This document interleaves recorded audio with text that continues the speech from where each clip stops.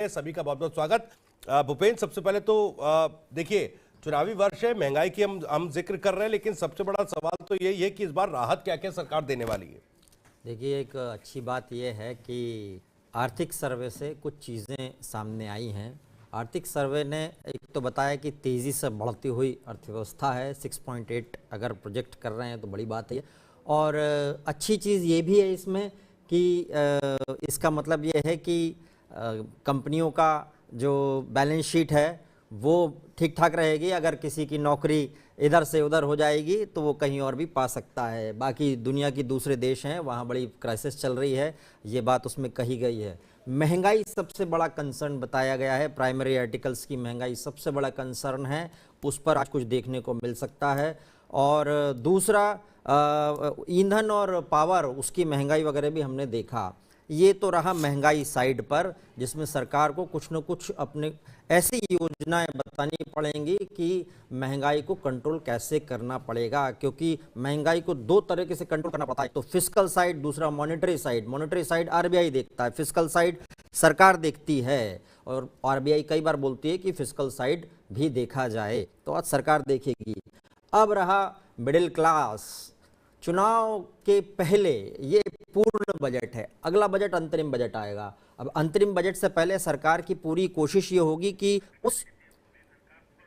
उस हाँ, full budget पेश करेगी, लेकिन अगला सरकार अगला जो बजट होगा वो एक तरीके से, चूंकि अगले साल चुनाव होगा, तो ये इस बार का बजट जो है वो पूर्ण बजट वैसा जो चुनाव के ऊपर इम्पैक्ट डालेगा। जी, चुनौतियां बहुत हैं क्योंकि जैसा आपने कहा भूपेंद्र, महंगाई है, इन्फ्लेशन को लेकर वो भी एक चुनौती सरकार के सामने है। दूसरा, अब तमाम वो चीजें भी, वो कहते हैं ना कि एक पॉपुलरिस्ट जो बजट है वो सरकार कहीं ना कहीं पेश कर सकती है। मैं नंदिनी जी आपके पास आ रहा हूँ, आप किस तरह से आंक रही है, आपका पहला रिएक्शन बजट को लेकर?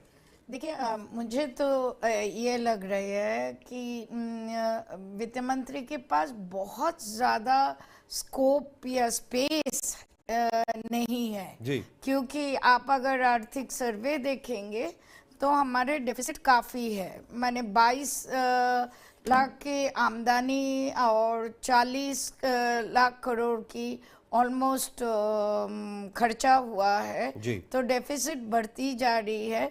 तो इन हालातों में, और जहां आर्थिक मंदी तेजी से है, कॉरपोरेट सेक्टर में लेऑफ्स इसलिए हो रही है कि आज उनकी स्थिति जो भी हो वो और भी क्राइसिस को फेस करना चाहते हैं, इसलिए वो डाउनसाइजिंग ऑलरेडी करना शुरू कर दिए हैं, ताकि भविष्य के जो मंदी आने वाला है उसको ये लोग झेल पाए। तो मुझे जो लग रहा है कि बहुत ज़्यादा उम्मीद करनी नहीं चाहिए। और सबसे बड़ी बात है, इस तरह से आप क्लास वाइज नहीं देख सकते हैं कि गरीबों के लिए अलग चीज़ या मिडिल क्लास के लिए बहुत अलग चीज़, कॉरपोरेट सेक्टर के लिए बहुत अलग चीज़, ऐसा नहीं। और कॉन्फ्लिक्ट ऑफ इंटरेस्ट भी नहीं होनी चाहिए। आम तौर पे अगर महंगाई के दर को संभाल लेते हैं और इकोनॉमी में डिमांड इंड्यूस कर सकते हैं बजट के, तो मुझे लगता है उसमें गरीबों का भी भला होगा और मिडिल क्लास तो ऑब्वियसली।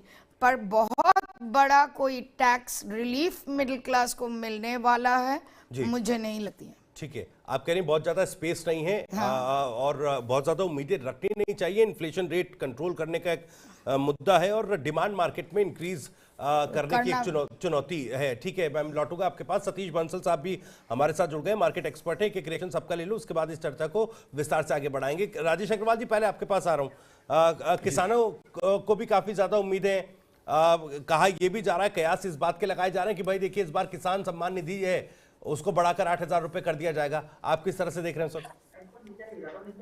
जी, मुझे भी ऐसा लगता है कि किसान सम्मान निधि को बढ़ाना चाहिए।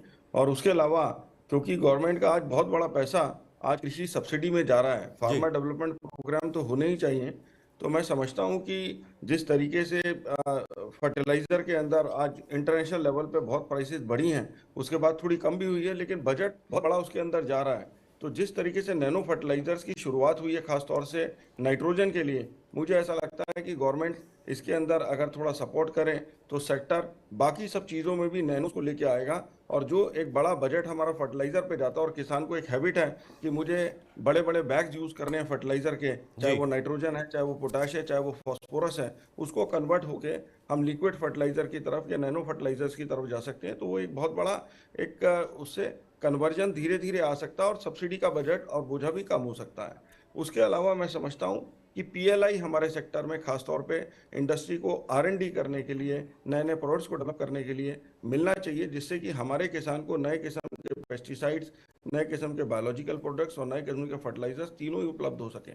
तो बड़ी उम्मीदें हैं मैं समझता हूँ किसानों को और कंपनियों को भी कि मेक इन इंडिया को प्रमोट करते हुए गवर्नमेंट आर&डी को और पीएलआई को इस सेक्टर में लाकर और कंपनीज को प्रेरित करेगी कि और ज़्यादा इस रिसर्च की तरफ बढ़ें और नए प्रोडक्ट्स को किसानों के बीच में लेके आएं, जिससे कि किसानों को नए प्रोडक्ट्स का फायदा मिल सके। ठीक है सर, नैनो फर्टिलाइजर्स की ओर रुख करना होगा, उस दिशा में सरकार को कदम बढ़ाने होंगे। आप ये कह रहे हैं, सवाल ये भी उठता है कि 2022 तक जैसे किसानों की आय दोगुनी करने की बात कही गई थी, अब बहुत ज़्यादा देखिए आम जनता या किसान की बात करें तो फौरी राहत की उम्मीद आम जनता भी, किसान भी करते हैं कि फौरी राहत किस तरीके से मिले।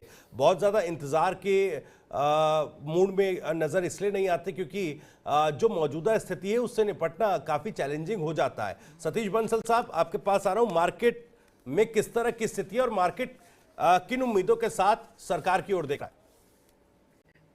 देखिए, छोटा व्यापारी, जो मीडियम क्लास का जो व्यापारी है, हर साल जब भी बजट आता है तो उसकी उम्मीद तो रहती है, लेकिन सरकार कुछ कर नहीं पाती।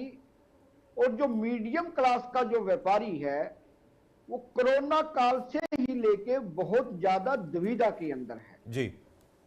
सरकार को कुछ ना कुछ, अब चाहे इनकम टैक्स के अंदर, और मेन जो चीज है अपने देश के अंदर इंफ्रास्ट्रक्चर बनाना पड़ेगा, क्योंकि छोटा व्यापारी, मीडियम क्लास का व्यापारी जो है वो चाइना के ऊपर बहुत ज्यादा डिपेंड है। हम बात कर रहे हैं लोकल की और वोकल की, लेकिन जमीन पे वो चीज पूरी तरीके से नहीं हो पा रही। सरकार इस बजट में कुछ ऐसा करे कि जिससे छोटे, जो मीडियम क्लास का जो व्यापारी है, कल भी मैंने पिछले लास्ट वीक से छोटे छोटे व्यापारियों की हम मीटिंग कर रहे हैं, उनकी समस्या को हम देख रहे हैं ताकि बजट के अंदर हम कुछ बोल सके। लेकिन क्या है कि चाइना से जो हमारे देश में अगर इंफ्रास्ट्रक्चर हो जाएगा जी, तो उससे हमारी इकोनॉमी भी अच्छी होगी। तो ऐसा हम सरकार से उम्मीद कर रहे हैं। ठीक है सर, जो डिपेंडेंसी है चाइना के ऊपर वो खत्म करनी होगी, जो छोटे व्यापारी हैं, और make in India, vocal for local, ये जो नारे दिए गए थे इस पर कहीं ना कहीं और बेहतर तरीके से काम होने की जरूरत है। भूपेंद्र, किसानों का जैसा बता रहे थे